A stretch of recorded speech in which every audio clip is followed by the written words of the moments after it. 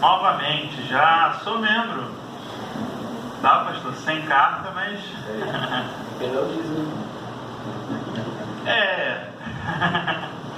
Então já é a nossa terceira vez aqui. É sempre um prazer. Sempre que o Vinícius convida, eu venho, né? E é sempre um prazer estar aqui com os irmãos. E hoje, especificamente, a gente vai estar tratando de um tema que não é muito tratado geralmente num congresso de missões, não é verdade? Quando a gente fala de congresso de missões, geralmente a gente aborda a questão de evangelismos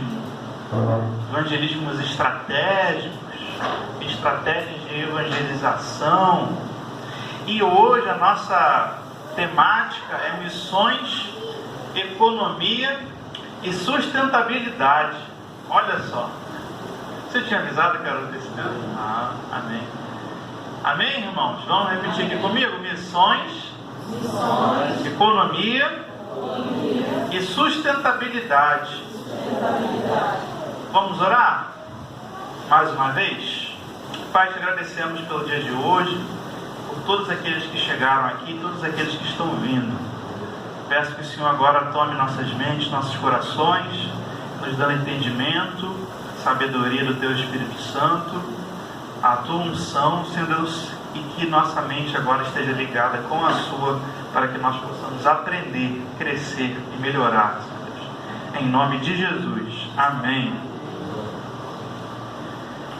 Como o nosso tema é missões, economia e sustentabilidade, hoje à noite o pastor Dado vai estar falando sobre... Não passou não, mas o congresso é de missões. Eu propus esse tema, irmãos, porque é um tema um pouco diferente do que as pessoas geralmente falam. É um tema fundamental para a gente entender a missão da igreja. A gente, quando pensa em missões, imagina apenas o missionário indo para a China, o missionário indo para a Índia, ou indo para algum canto aqui do Brasil onde não tenha chegado o Evangelho de Cristo. Porém, missões é isso e outras coisas também a mais. O que é fazer missão? O que é fazer missões? Fazer missões não é nada mais do que expandir o reino de Deus. Expandir o reino de Deus. Abre a Bíblia aí em Lucas, Evangelho de Lucas, capítulo 13,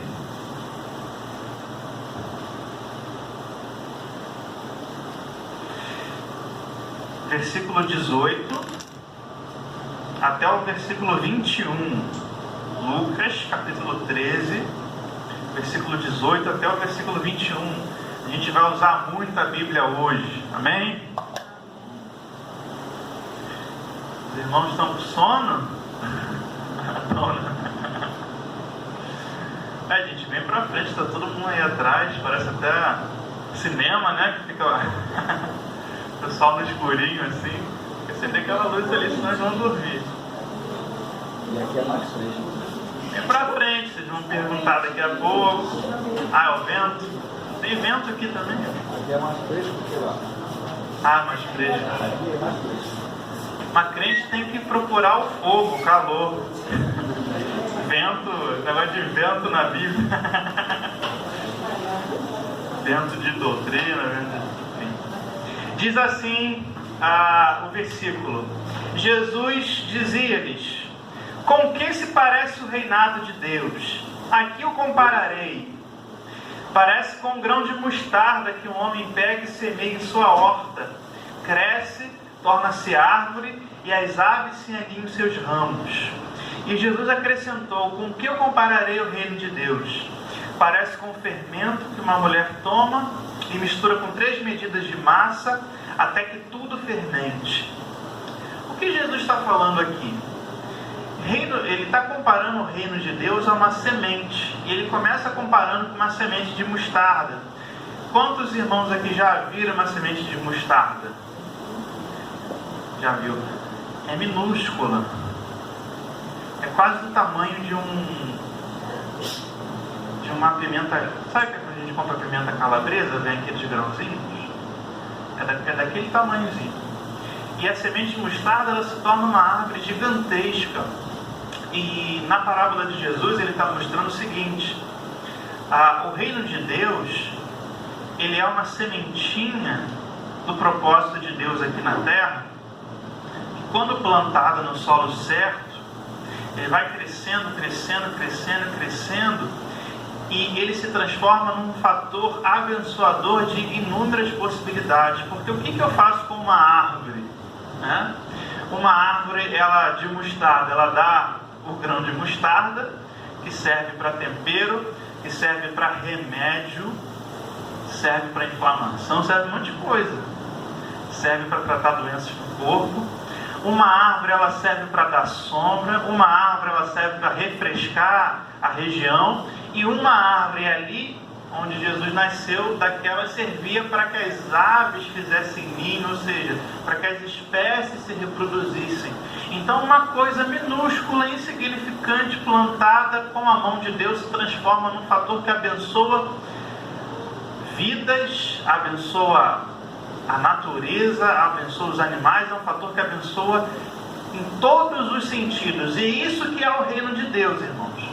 O reino de Deus é uma pequena semente que a igreja tem a obrigação de plantar, e essa semente ela abrange uma quantidade de bênçãos, uma quantidade de transformações, uma quantidade de libertações que a gente nem imagina o alcance.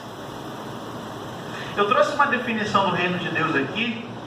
O reino de Deus é o domínio soberano e universal de Deus, que opera no mundo através do testemunho da sua igreja.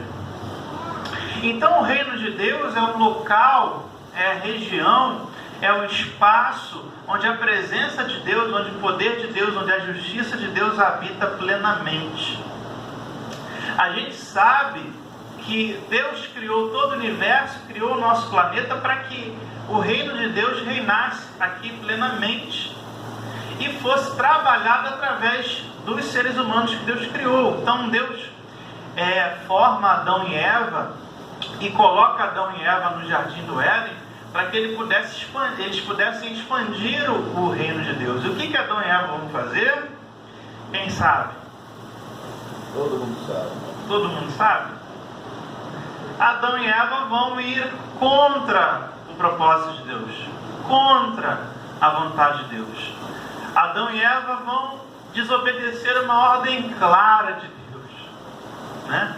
Não faça, não coma do fruto daquela árvore, desfruta de tudo, menos daquilo, não é o momento, você não deve. E eles vão exatamente naquela árvore a comer daquele fruto, e a partir de então entra no mundo um outro domínio.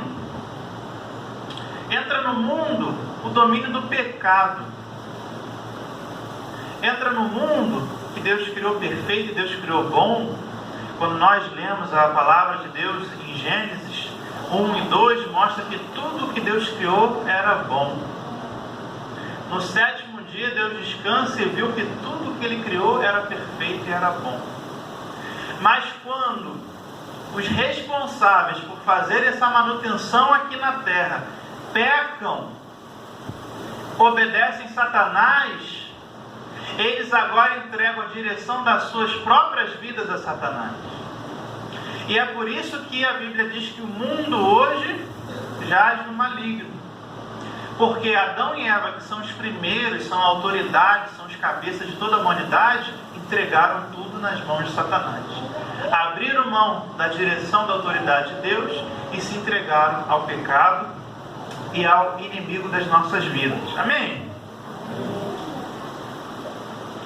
A partir então que há a queda, Deus começa a construir então, ou começa a construir não, porque já estava planejado antes da criação. Deus começa a pôr em execução o plano de resgate. Deus começa então a construir, passo a passo, o plano de resgate da humanidade. E o plano de resgate da humanidade se concretiza em Jesus Cristo. Quando Deus envia seu Filho para morrer na cruz em nosso lugar, por nossos pecados, quando Ele dá a vida dele pela nossa vida. E em Jesus Cristo, o reino de Deus começa a ser restabelecido aqui no reino dos homens. Em Jesus Cristo, através da sua igreja, através do seu corpo, o reino de Deus, então, ele começa a restabelecer-se aqui na terra. Então, nós como cristãos, nós como igreja, temos a missão, e não é missão impossível, igual no filme, é uma missão possível, de restabelecer o reino de Deus aqui na terra. Então você é cristão, ou se você é um cristão verdadeiro, você tem essa obrigação, você tem essa missão. E é por isso que a gente fala de missões. Cada cristão aqui tem uma missão específica, e todos os cristãos têm uma missão geral, que serve para todos, que é obrigatória de todos. A missão geral é expandir o reino de Deus, em todas as formas. A missão específica é quando Deus levanta, e eu tinha falado isso na última palestra aqui, né? Então Deus levanta alguém para implantar o reino de Deus entre os índios. Deus levanta alguém para implantar o reino de Deus na China. Deus levanta alguém para implantar o reino de Deus na política, que precisa muito, né? Em determinados cargos. Deus levanta alguém para implantar o reino de Deus na economia. Deus levanta alguém para implantar o reino de Deus na sociedade, na vizinhança, na comunidade. Porque o reino de Deus, ele integra ele integra tudo. Eu tinha falado aqui não sei se foi na primeira ou na segunda vez que eu vim, que a nossa missão não é apenas de ganhar almas. A nossa missão é de ganhar vidas, de ganhar seres humanos e não apenas almas. Por quê? O ser humano, ele é composto de quê? Corpo, alma e espírito. Se você só quer ganhar a alma, e a gente não é fantasminha que fica aí flutuando, você também precisa ganhar o corpo e ganhar o espírito. O que significa isso, Lucas? Eu vou só relembrar aqui para nós. O ser humano é corpo, alma e espírito. Então você prega o evangelho para ele se arrepender dos seus pecados, crer em Jesus, para que ele possa ser salvo. Mas essa pessoa que crê em Jesus, ela está presa dentro de um corpo. Na verdade, ela não está presa, ela e a alma são uma coisa só com o corpo. E se ela tem um corpo, o corpo passa fome, não passa? O corpo trabalha, não trabalha? O corpo se cansa, o corpo tem dor, o corpo está vivo dentro de uma sociedade com outros corpos. Então, no momento que eu alcanço aquela alma, também tenho que estabelecer a estratégia de alcançar aquele corpo. A Bíblia diz lá em Tiago, não adianta você chegar para uma pessoa e falar que a paz de Deus esteja com você se ela está passando fome. Não adianta você chegar para um bandido e falar, aceita Jesus, senão você vai para o inferno. Só, e parar aí. Aí tá bom, quero aceitar Jesus. Beleza, ele aceitou Jesus. E agora ele tem que se libertar do tráfico. Ele tem que arranjar um emprego. Ele tem que estudar. Ele tem que se libertar às vezes do vício da droga. Então, é muito fácil chegar, é suficiente você falar que aceita Jesus, aceitou? Está vindo na igreja? Tá bom, tá salvo, vamos para o outro. Não é assim, irmãos. A gente precisa trabalhar o corpo e a gente precisa trabalhar a parte psicológica, que é o espírito, ou que é a alma. Depende do autor, depende do teórico. Então você tem uma dimensão espiritual, você tem uma dimensão material e você tem uma dimensão psicológica. E a salvação alcança essas três áreas. A salvação de Cristo, ela liberta essas três áreas. Mas a igreja tem que entender que ela precisa alcançar essas 3 áreas. Não adianta só jogar a rede que Jesus manda a gente jogar para o peixe, não venha só a alma do peixe, né? Vem o peixe inteiro. Então, não vou estar falando hoje especificamente da questão da alma, não vou estar falando hoje especificamente da questão da sociedade, da pobreza, da criminalidade, do tráfico. Eu vou estar falando hoje, irmãos, da questão da chamada criação de Deus. Eu, você, estamos nesse planeta, e para que a gente sobreviva, para que a gente tenha ar para respirar, água para beber e comida para comer, essas 3 coisas vêm da onde? Da natureza, né? É ou não é? Amém ou não é amém? Amém. Pode falar não amém não, tá, irmão? Não amém é pecado. Assim como o pecado atingiu o ser humano, o pecado atingiu a natureza. Assim como nós sofremos pela consequência do pecado, a natureza também sofre consequência pelo pecado. Assim como Deus nos ama, Deus também ama a sua criação toda. Nós não somos os únicos amados por Deus em todo o universo que Ele criou, porque Deus ama todo o universo. E assim como Deus nos alcança e quer a nossa redenção, Deus também quer a redenção para a sua criação. Então é nesse aspecto que nós vamos tratar aqui hoje. A esfera do alcance do reino de Deus na natureza. O reino de Deus alcança o homem, corpo, alma e espírito. O reino de Deus alcança a sociedade, como eu falei aqui na última palestra. O reino de Deus também alcança a natureza. Vamos abrir a Bíblia então em Números.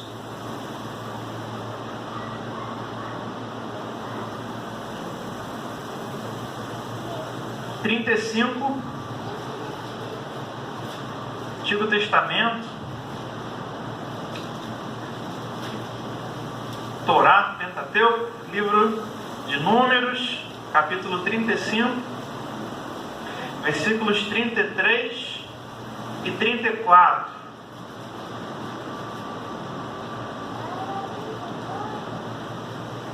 Números, capítulo 35, versículos 33 e 34. Palavra de Deus, mandamento de Deus. Ele diz assim, não profanareis a terra em que viveis, com o sangue profana-se a terra, e pelo sangue derramado por terra não há outra expiação, senão o sangue de quem o derramou. Não contamineis a terra em que viveis e na qual habito, porque eu, Senhor, habito no meio de Israel. Amém? Nesse livro, Deus dá diversos mandamentos para que o povo não cometa adultério, nem crimes, nenhum mate o outro, nem roubos. Deus vai tratando de uma série de crimes, e no final Deus termina com: não profaneis a terra em que eu habito. Então existe o pecado que nós fazemos contra o próximo, presta atenção, e existe o pecado que nós cometemos contra a criação de Deus. Assim como Deus quer que eu não peque contra o meu próximo ser humano, Deus também não quer que eu peque contra a criação. E isso aqui está claro, porque Deus está dizendo: se você profanar a terra, eu vou requerer o teu sangue disso. Olha só como é que é pesado. E por que nós temos essa responsabilidade com a natureza, com a terra? Essa responsabilidade ela veio desde Adão e Eva. Vamos voltar um pouquinho aí e abrir em Gênesis, capítulo 2, iníciozinho da Bíblia. Gênesis, capítulo 2, versículo 15. Quantos acharam? Essa é fácil de achar, né? Gênesis capítulo 2, versículo 15 diz o seguinte: o Senhor Deus tomou o homem e o colocou no jardim do Éden para que o guardasse e o cultivasse. O Senhor Deus tomou o homem e o colocou no jardim do Éden para que o guardasse e o cultivasse. Deus colocou a gente aqui na terra para proteger, para guardar a natureza e para cultivá-la. Em outras versões está escrito, fazê-la prosperar. Quem tem essa versão ainda?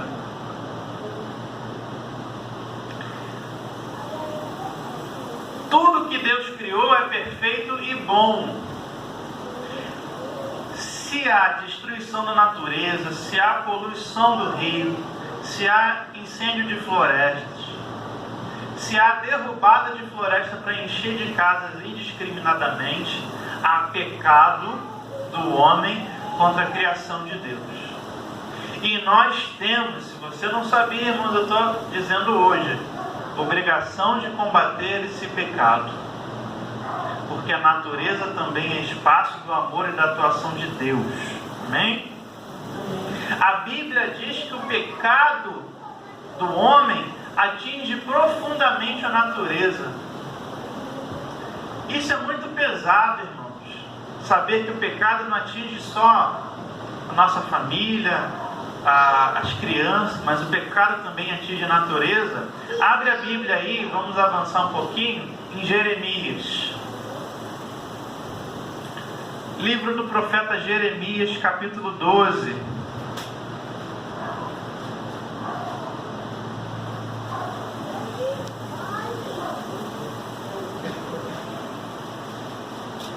Livro do profeta Jeremias, capítulo 12, versículo 4.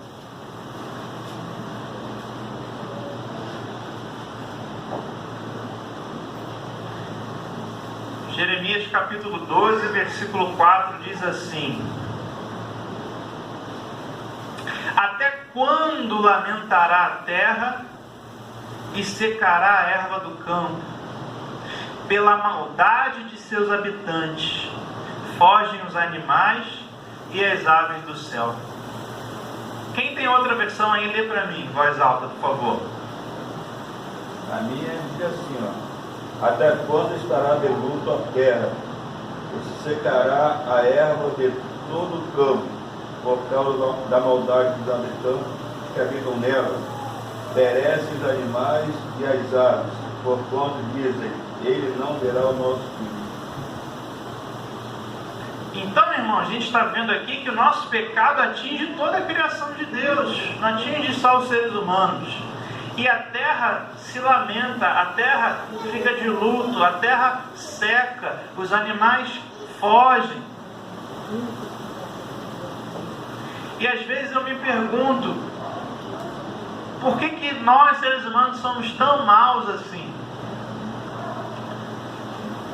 A gente está aqui reclamando do calor, né?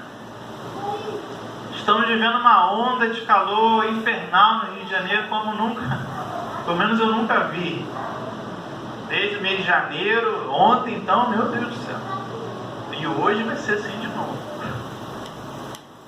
Mas por que será tanto calor? Vocês já foram para uma região de floresta? Tem muito calor lá? Por que será? As árvores, elas produzem para a gente o refrescor. As árvores, elas absorvem o calor do sol. A terra, quando não tem asfalto e cimento em cima e pedra em cima, ela absorve também o calor.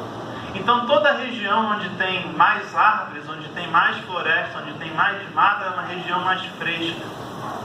Além disso, as árvores, as plantas são as responsáveis por transformar gás carbônico em oxigênio. Então você só está respirando aqui hoje porque as plantas, tanto as terrestres quanto as plantas marítimas, as algas estão transformando gás carbônico em oxigênio. Por isso que quando você vai para o centro da cidade, ou quando você vai para regiões cheias de indústrias, Caxias, determinadas regiões de Caxias, ou Volta Redonda, você se sente intoxicado.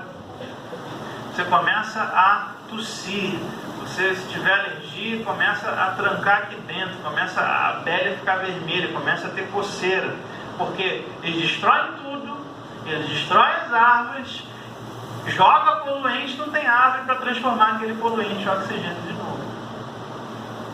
As árvores nos dão, por exemplo, frutas. As plantas nos dão legumes e verduras. Os animais nos dão a sua proteína, né? A natureza serve o ser humano o tempo todo.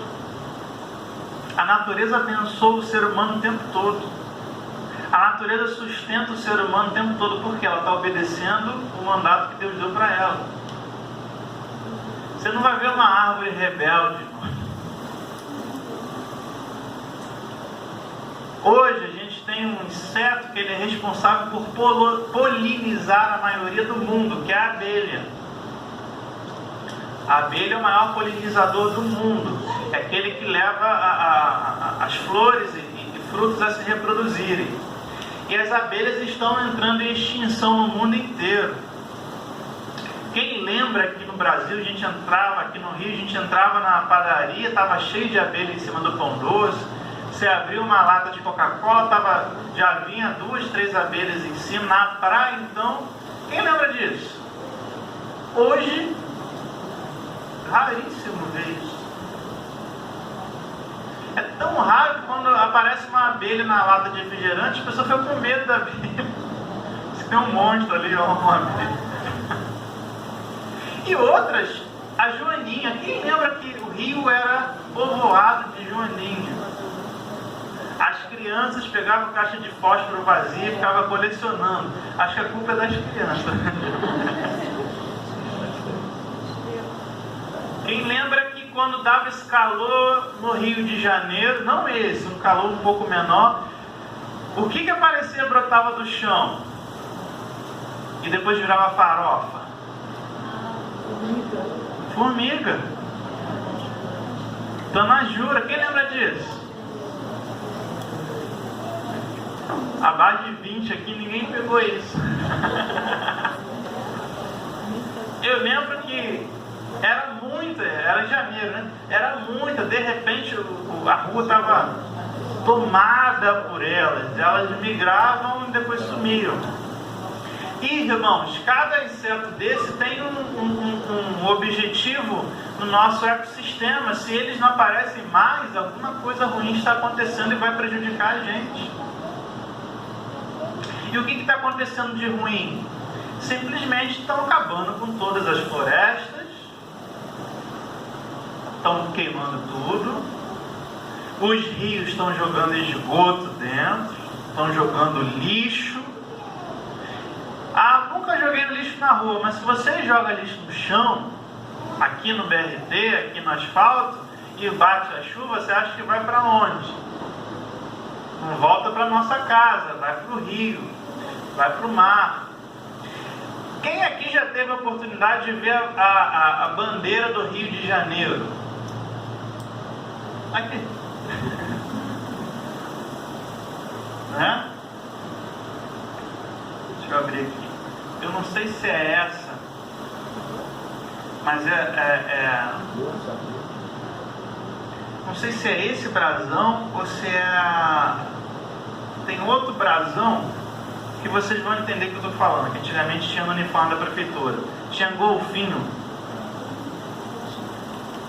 Quem aqui já viu um golfinho no Rio de Janeiro?